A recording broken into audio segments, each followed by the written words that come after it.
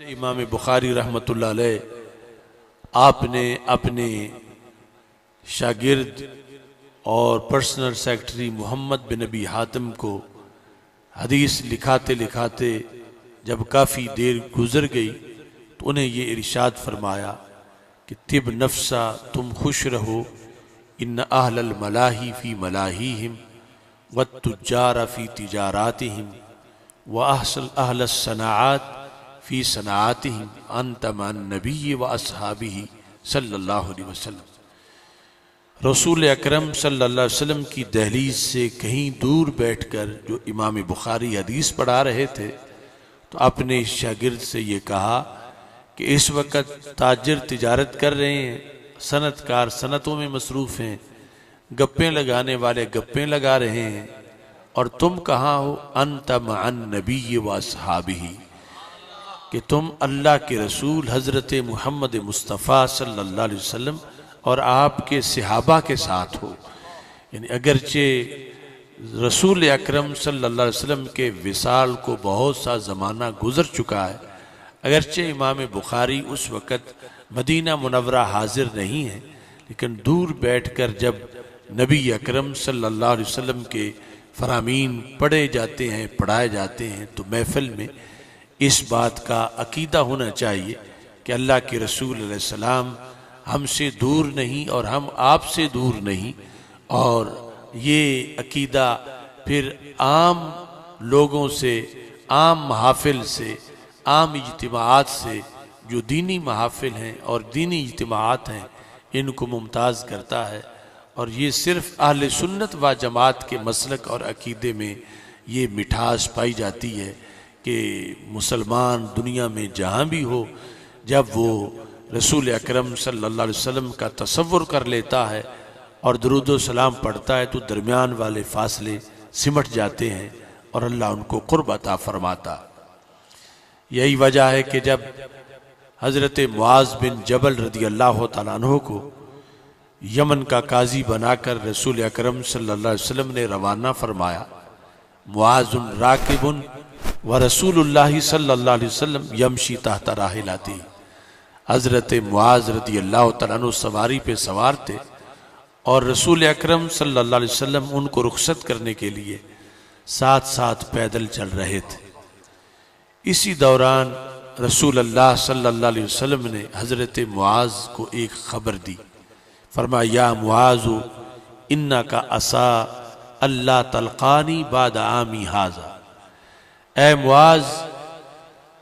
اب تیری میری ملاقات نہیں ہوگی، یعنی اب تم یمن میں جا رہے ہو، تمہاری واپسی تک میرا وصال ہو چکا ہوگا، میں دنیا سے جا چکا ہوں گا، اور جب تم آؤ گے تو مجھے نہیں دیکھ پاؤ گے، بلکہ میرے روضہ میری قبر کے پاس سے تمہارا گزر ہوگا۔ تو یہ خبر جس وقت حضرت معاذ رضی اللہ تعالی عنہ نے سنی، فبکا معاذ جاشا، تو انہوں نے زور زور سے رونا شروع کر دیا۔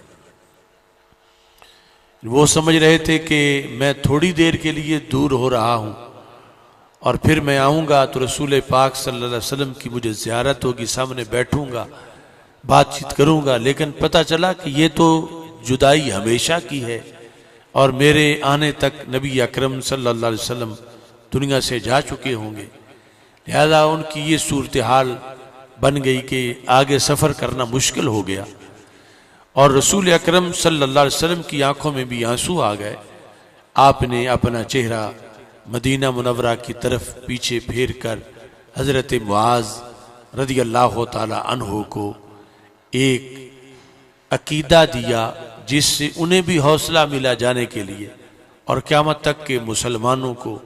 جنہوں نے رسول پاک صلی اللہ علیہ وسلم کو دیکھے بغیر کلمہ پڑھا ہے، ان کے لیے بھی اس میں جینے کا ایک قرینہ موجود تھا۔ ہمارے آقا صلی اللہ علیہ وسلم نے فرمایا ان اول الناس بی المتقون من کانوا حیث کانوا، کہ اے معاذ وہ اور ہیں جو دور چلے جائیں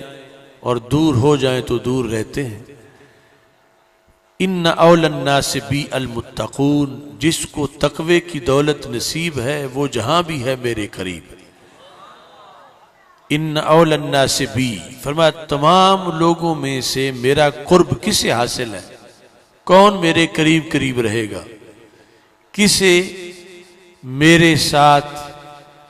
ملاقات کا شرف حاصل رہے گا، دوری اس کو نہیں ہوگی۔ فرمایا جو متقی ہے، میری شریعت کو ماننے والا ہے، اس پہ عمل کرنے والا ہے۔ من کانو ہے سو کانو، یہ دونوں لفظ عموم کے ہیں۔ من کانو، عالم ہو جاہل ہو، چھوٹا ہو بڑا ہو، مریض ہو صحیح ہو، من کانو جو بھی ہو، ہے سو کانو جس شہر میں بھی ہو، وہ مدینہ منورہ میں ہو یا کسی دوسرے شہر میں بھی ہو، جہاں بھی ہو، اگر اس کا عقیدہ صحیح ہے اور وہ عمل صالح کرنے والا ہے تو رب ذوالجلال اسے گھر بیٹھے ہی میرا قرب عطا فرما دے گا۔ تو اس بنیاد پر اہل سنت و جماعت محافل میلاد کا انعقاد کرتے ہیں اور اس عقیدے اور نظریے سے کرتے ہیں، تو اس سے سال بھر گھر میں برکتیں رہتی ہیں، انسان نیکی کی طرف قائل اور مائل رہتا۔